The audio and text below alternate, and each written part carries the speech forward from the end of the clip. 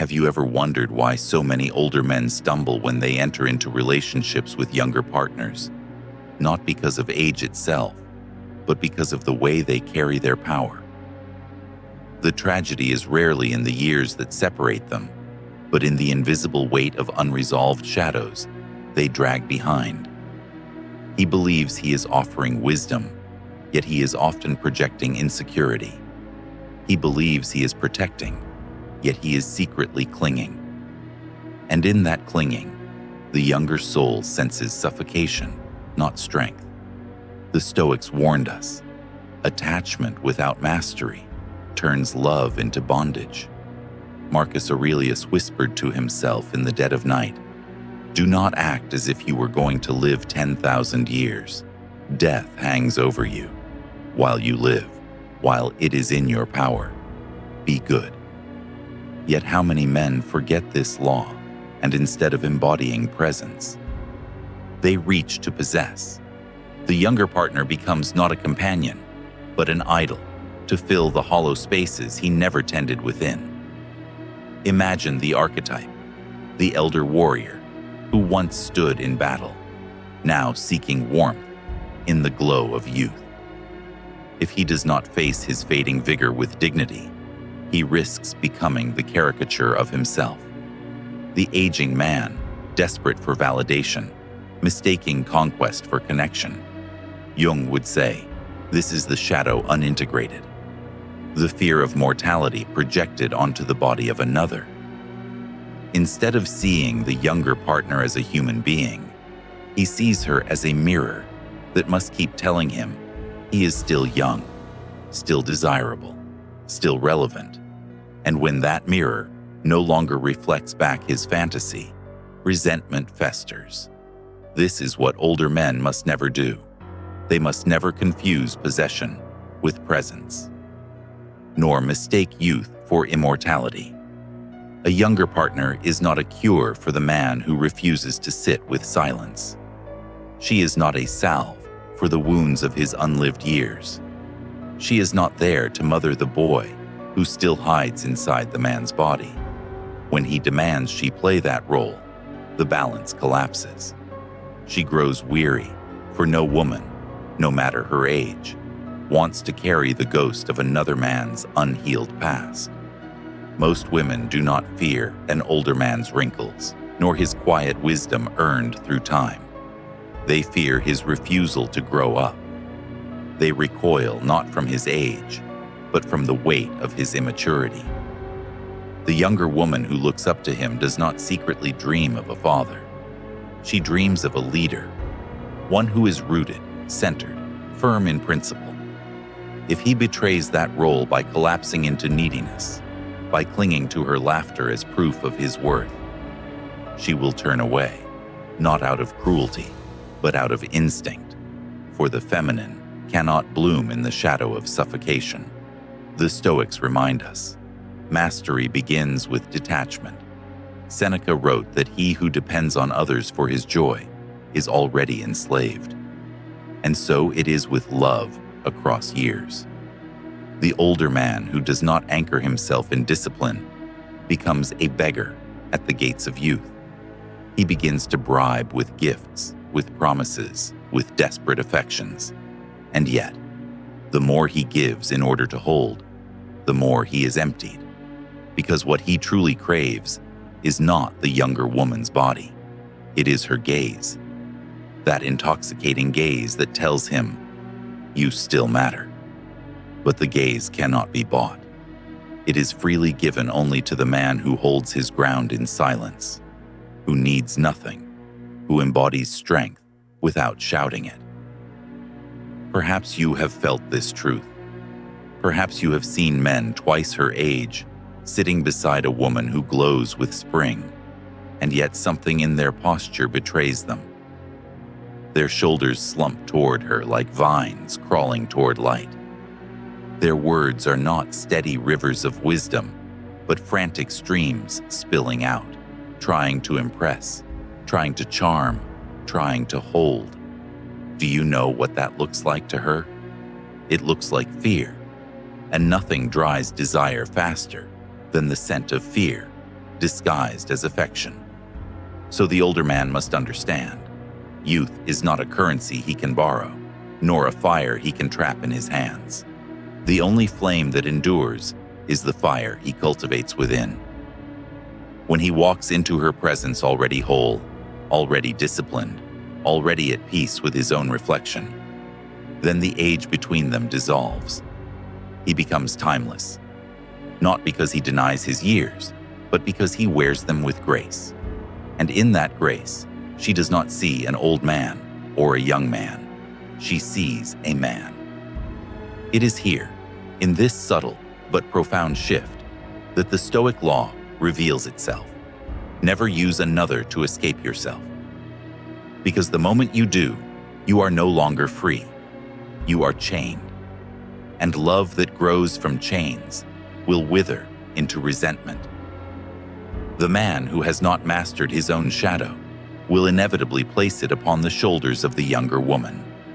He will call his demands love, his jealousy protection, his fear of abandonment devotion. But she will feel the weight, and though she may not have the language to name it, her instincts will recoil.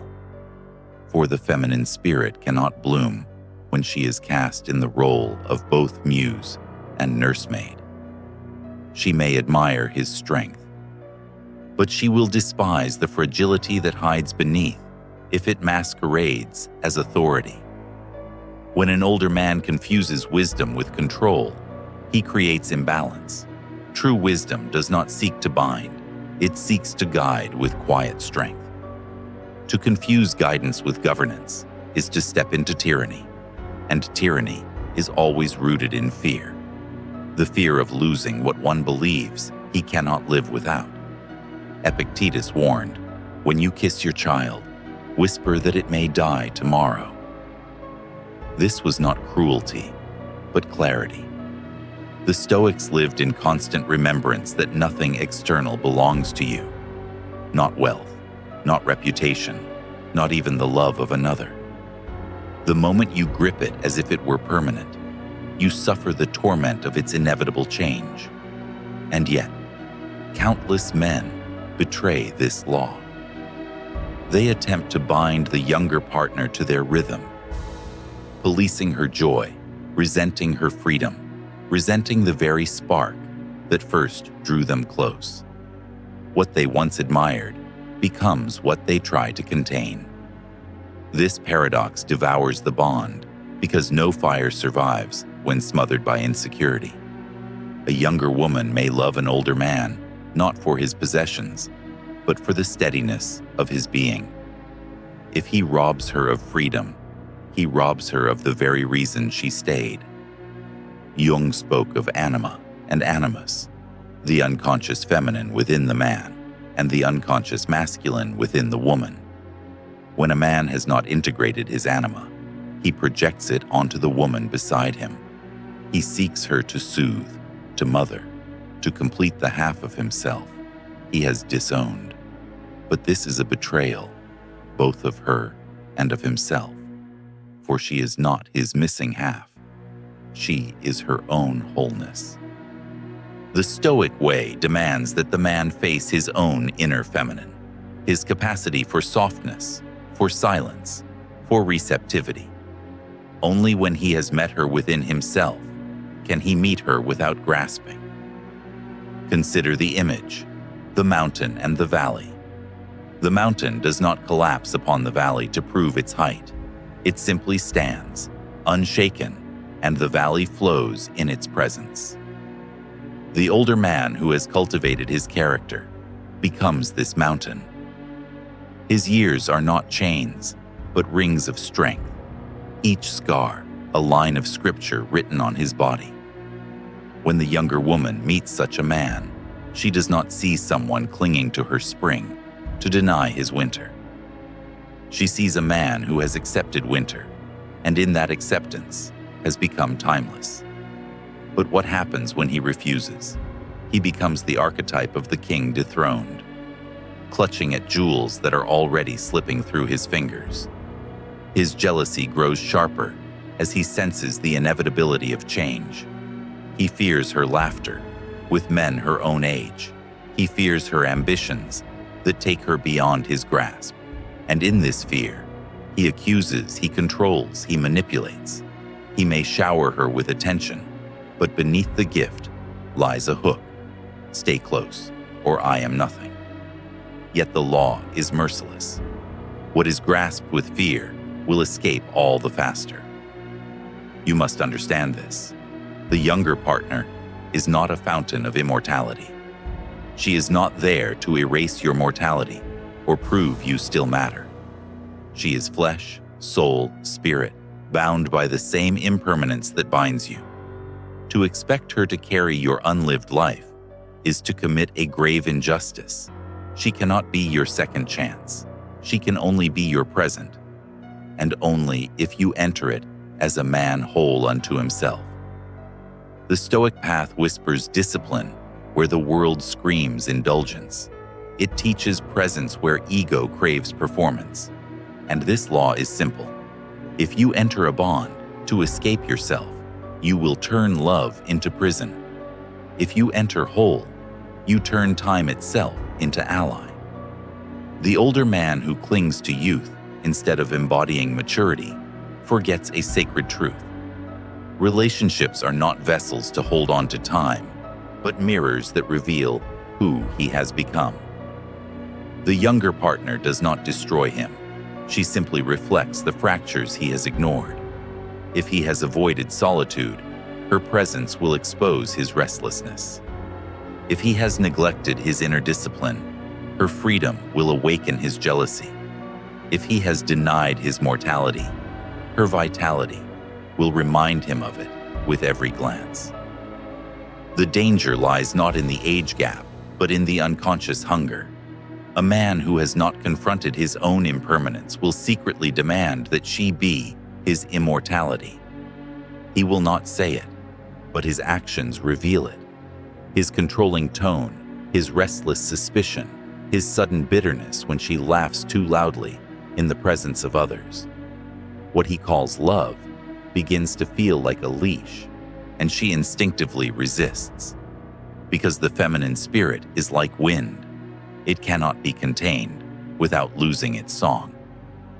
Marcus Aurelius spoke of living as if one were already dead, so that every moment becomes an act of freedom. For the older man, this means releasing the fantasy that a younger partner will restore his youth. She cannot, and she should not. His task is to embrace the impermanence of his years and still walk upright, without begging her gaze to validate his relevance. In truth, she will admire him more deeply when he does not need her admiration at all. The archetype of the integrated elder is not the grasping lover, but the rooted oak tree. He does not lean on her to remain standing. He offers shade, steadiness, presence. In his stillness, she feels safe. In his calm, she feels cherished. And paradoxically, it is precisely this detachment, this refusal to demand, that makes her draw closer. Because every woman, regardless of age, hungers not for a man who steals her freedom, but for a man who stands free within himself. But the man who betrays this law begins to age not gracefully, but pitifully. His laughter becomes hollow. His generosity becomes manipulation. His silence becomes sulking. He is no longer a mountain. He is a collapsing wall. And the younger woman, once intrigued by his strength, begins to sense that she is not loved for who she is, but for what she represents, a temporary shield against his fear of irrelevance. No bond can endure under such weight. The Stoics understood the essence of freedom, to need nothing from others that you cannot first supply to yourself. This law is merciless and liberating. The man who abides by it carries a quiet magnetism. He listens without judgment, speaks without performance, loves without fear. To such a man, age becomes irrelevant. His presence transcends the numbers of his years. He becomes the embodiment of what Jung called individuation, the integration of the shadow, the acceptance of mortality, the reconciliation of anima and animus. Do you see now why most men fail? They spend their youth chasing conquest and their later years chasing validation. Few ever stand still long enough to look their shadow in the eye, but the one who does becomes untouchable. The younger partner does not see him as old, she sees him as complete. He is not chasing her bloom. He is offering the soil in which her bloom can flourish. And in that soil she does not feel burdened, she feels free. Thus the law is simple, though few dare to follow it. Never enter a relationship to escape your own unfinished work, because the unfinished will rise between you, like smoke, suffocating both. But if you arrive whole, then even the age between you becomes irrelevant. You are not borrowing youth. You are embodying timelessness. When an older man steps into love without confronting the specter of his own incompleteness, the relationship becomes an unconscious bargain. He seeks to borrow youth in exchange for the remnants of his strength, hoping that her light will disguise the gathering dusk in his heart. Yet this bargain always collapses, because no woman, however radiant, can carry the burden of another's unlived years. The younger partner, sensitive to energies often invisible to the eye, feels the undercurrent of fear. She senses he does not love her purely. He loves what she represents: vitality, relevance, an illusion of endless time. The archetype of the unintegrated elder is not noble. It is tragic. He is the once king who refuses abdication, clutching the throne long after his people have turned away. His authority becomes brittle, his dignity hollow, because it is built not on presence, but on pretense. And in that hollowness, the younger woman sees not a man to admire, but a boy who never grew into his crown. The boy within him claws for reassurance, demanding that she play the mother, the nurse, the mirror. This is the greatest violation of balance, for the feminine cannot admire what it must constantly rescue. The Stoic law demands the opposite. It demands the elder carry his own burden, face his own silence, embrace his own winter. Only then does he enter the bond as whole. When he is at peace with his fading youth, paradoxically, he becomes magnetic again, because nothing is more compelling than a man who does not need to pretend. He no longer competes with her vitality. He blesses it. He no longer fears her laughter with others. He delights in it. He no longer dreads her eventual leaving. He knows that what is freely given must be freely let go. In the psychology of Jung, this is the individuation of the elder masculine. He integrates his shadow and ceases projecting it onto the woman. He acknowledges his vulnerability, but does not make it her responsibility. He honors his longing, but does not enslave her to it. He accepts mortality, and in that acceptance, he becomes eternal, not in body, but in presence. Consider the difference. The unmastered man sits across from her, and every gesture screams, "Tell me I still matter." His compliments are not gifts, but fishing lines, cast desperately for affirmation. His silence is not calm, but sulking. His generosity is not abundance, but bargaining. She feels it, this undercurrent of need, and her attraction withers. She may pity him, but pity is not love. The mastered man, however, sits across from her with eyes that neither beg nor demand. His presence is steady, as if rooted in something deeper than time. He does not cling to her youth, but honors it. Like a man watching a sunrise, he does not need to own.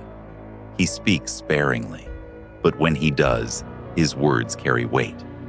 She feels free beside him, yet paradoxically drawn closer, because the feminine craves this paradox. freedom and gravity entwined, and only the man who stands whole can offer both. The tragedy is that most men never cross this threshold. They age in years, but remain boys in spirit. They chase validation in younger faces rather than confronting their own reflection in solitude. They confuse control with love, jealousy with loyalty, neediness with passion. And in doing so, they betray both themselves and the women they claim to cherish. The Stoic reminder is merciless but liberating. You own nothing but your character, not her body, not her attention, not her time. To demand ownership of these is to invite suffering. To release them is to taste freedom. And from freedom, love becomes possible, not as a chain, but as a choice renewed each day. The man who has walked far enough in life without facing his silence eventually discovers that silence inside a younger partner's eyes. Her gaze reflects the truth he has evaded. She does not betray him. She unmasks him. For the younger partner is like a mirror of renewal, and such a mirror is merciless. It shows him not who he pretends to be, but who he truly is. If he has not integrated his wounds, he begins to treat her presence as anesthesia. Every laugh she offers is consumed not as joy, but as medicine. Every moment of closeness is not companionship, but proof he is still desired. Yet proof sought too often becomes poison, because desire dies the instant it is chained. The more he seeks her to confirm his worth, the less she feels free to give it. The Stoics insisted on self-sufficiency, not as cold detachment, but as a shield against slavery. Seneca wrote, "A man who suffers before it is necessary suffers more than is necessary." How many older men suffer prematurely, imagining betrayal in every glance, inventing rejection in every pause? They carry their inner torment outward, demanding that she soothe it. This demand is the very thing that corrodes her affection. She does not despise his age. She despises the way his fear turns her into caretaker of a wound she never caused. Jung warned that what is unexamined in the self will always appear in the other. And so, the unresolved shadow of the elder becomes projection. She becomes unfaithful in his suspicions, cruel in his accusations, distant in his insecurities, whether or not she has ever committed such acts. He imagines betrayal until he breathes life into it, for no woman thrives long in the suffocating soil of suspicion. But what of the man who has mastered himself? He walks beside her as though he needs nothing, and yet he chooses her. This subtle truth reshapes the entire bond. When he does not beg her gaze, she offers it more freely. When he does not demand her fidelity out of fear, she offers loyalty out of love. When he does not grip her laughter, she gives it abundantly. The paradox is eternal. The freer the woman feels, the more deeply she roots herself to the man. Picture this difference. One man, older yet restless, bends toward her like a collapsing tree, speaking too quickly, overpraising, filling silences with nervous laughter. She feels his desperation in her bones, and though she may smile, she begins to retreat. Another man, older but centered, sits with the ease of one who fears nothing. His eyes hold calm, his words carry no performance, his silences are not voids but presence. She leans closer, not because he demands it, but because his groundedness is magnetic. The Stoic law becomes clear.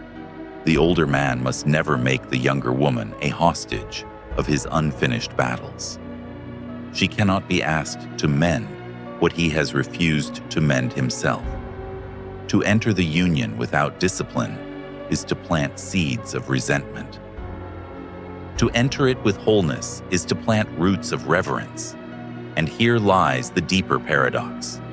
When he no longer fears her departure, she stays. When he no longer needs her to confirm his youth, she admires his maturity. When he accepts his mortality, she finds him eternal. It is not the grasping that binds her, it is the letting go. There is a point in every bond where the mask slips, and what remains is not age, nor appearance, nor charm, but essence.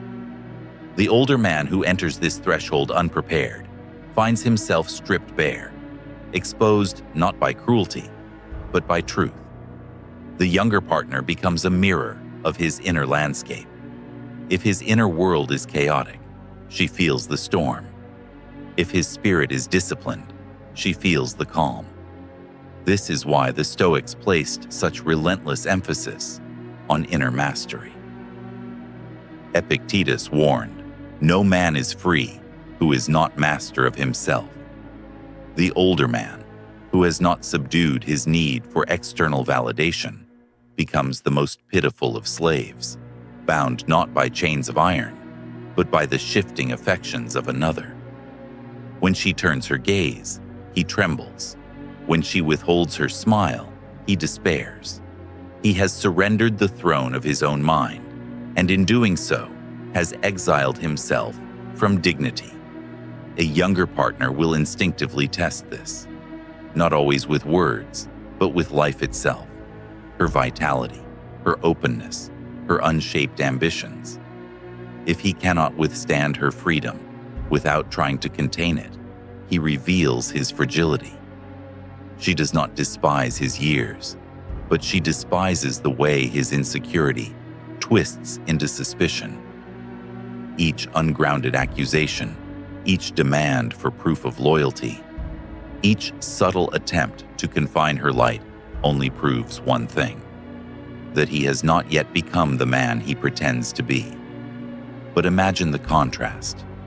The man who meets her vibrancy with stillness, her curiosity with patience, her beauty with gratitude untainted by fear. He does not chase her laughter. He allows it to echo. He does not clutch at her freedom.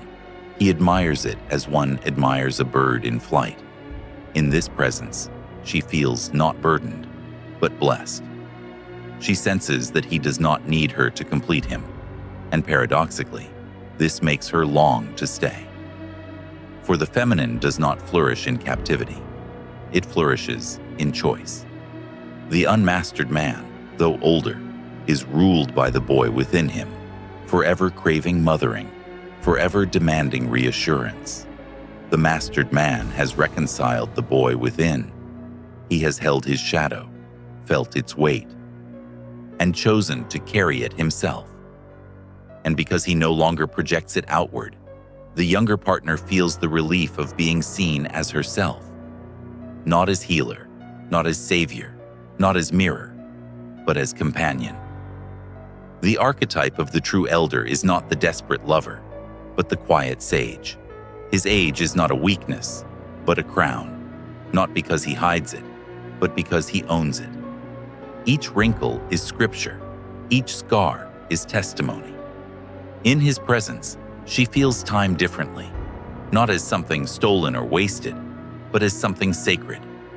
And in that sacredness, love deepens. The Stoic law is therefore unyielding. Never seek to bind another with your unfinished fear. For love born out of fear cannot last. It erodes, it suffocates, it devours. Only love rooted in freedom, discipline, and self-mastery can endure across years. The older man who resists his own transformation eventually becomes trapped in a paradox.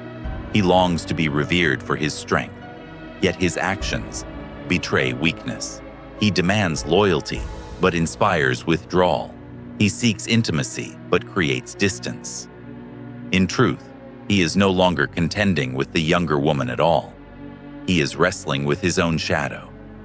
She is simply the stage upon which the battle is revealed.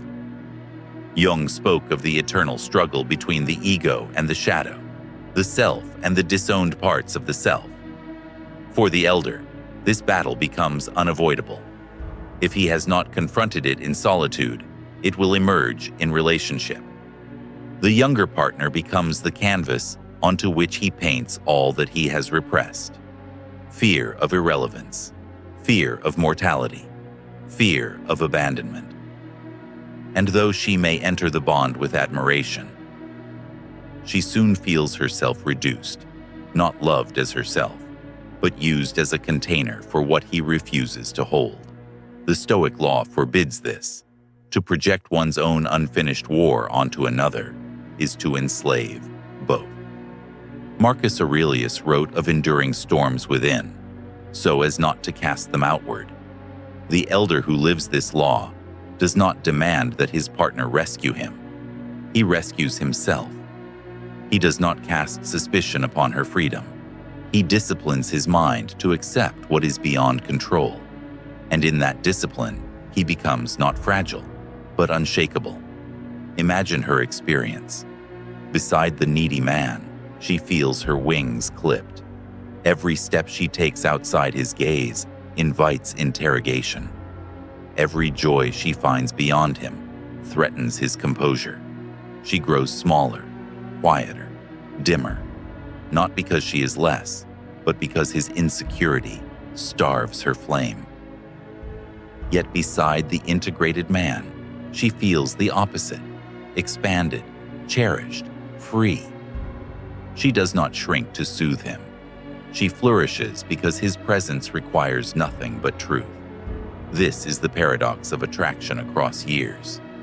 The younger partner does not stay because he denies his age. She stays because he wears it with dignity. She does not admire his attempts to mimic her peers.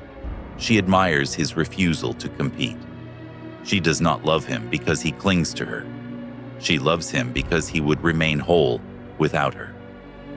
The true elder knows that love is not conquest, but choice. He does not confuse possession with connection. He does not grasp at her laughter as proof of his worth. Instead, he meets her as one already complete, and in that wholeness, she finds the freedom to give herself without fear of being consumed. Here, the Stoic path and Jungian depth converge.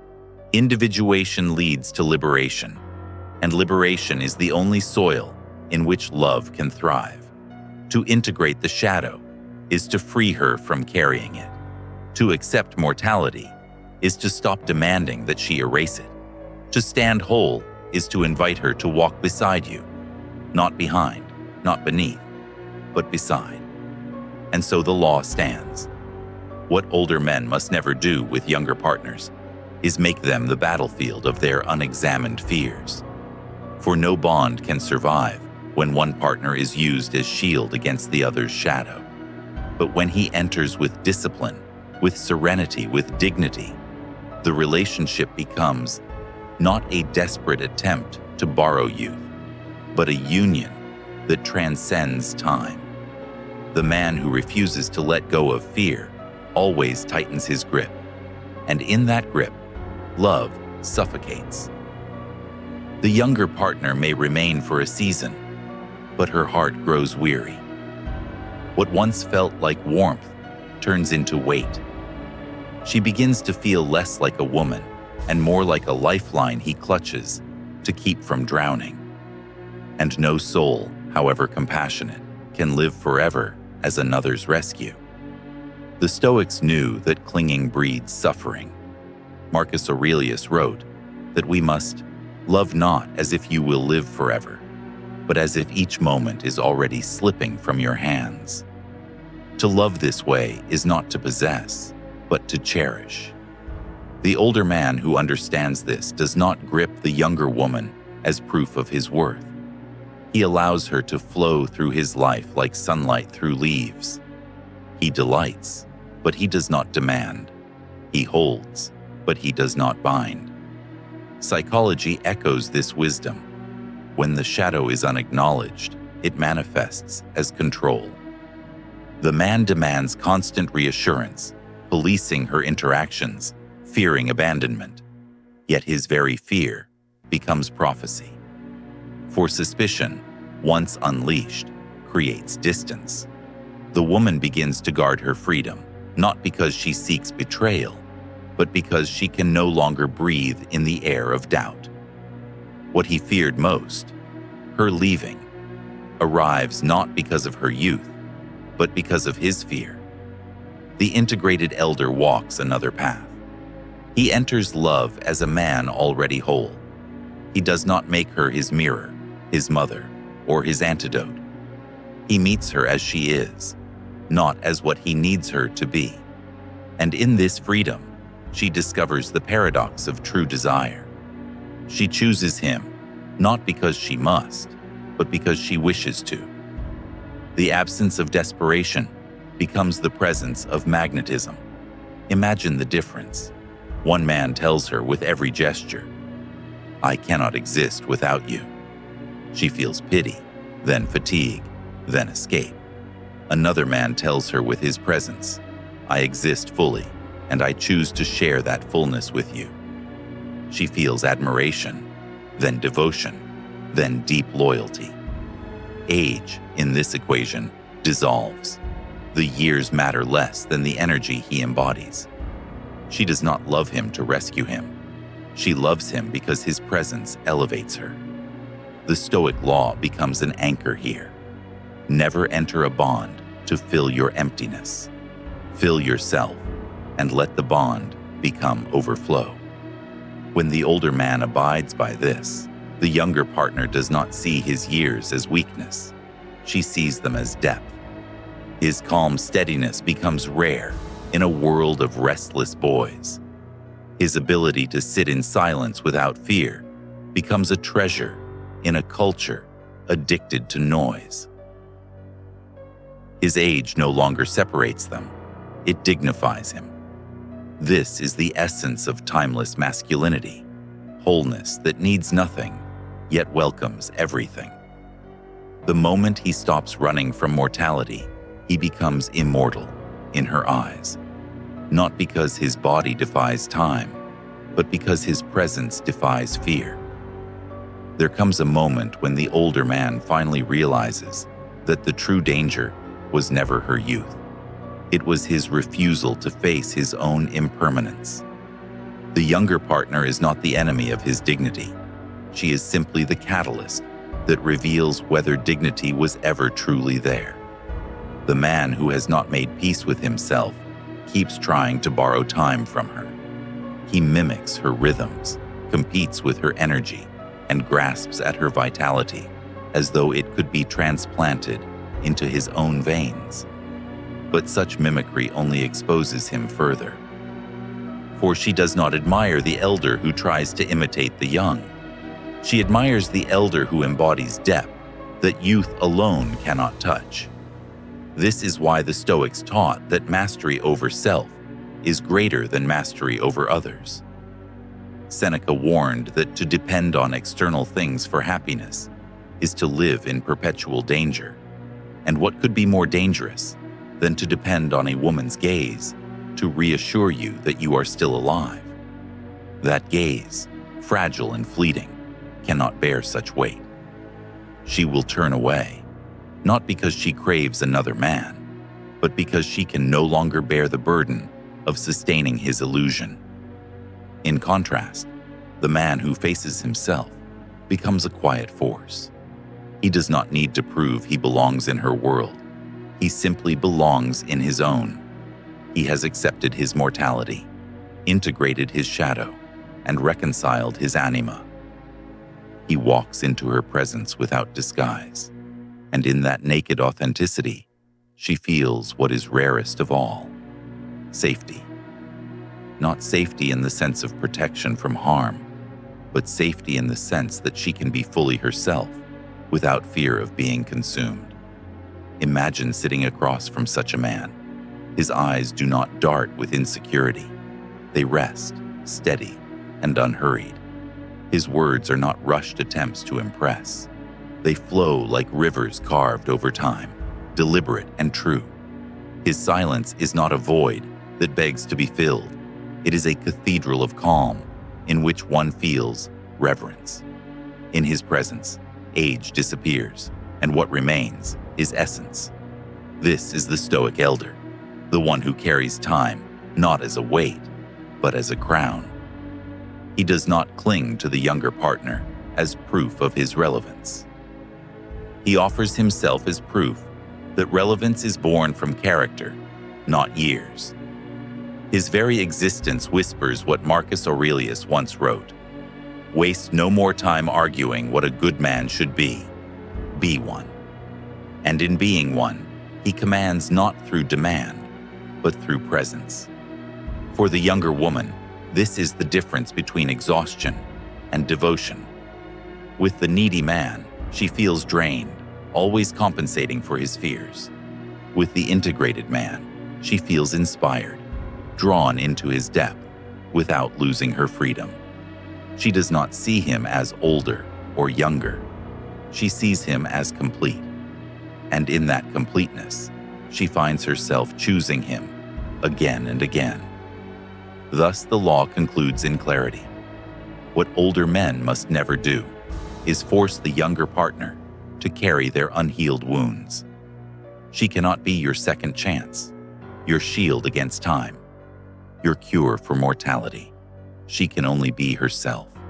To demand more is to destroy the very bond you sought to protect. To demand nothing is to let love breathe. And when love breathes, it endures. It becomes not a desperate grip on youth, but a meeting of souls beyond time. The man who knows this becomes untouchable. He does not beg to be chosen. He stands so whole that her choice becomes inevitable.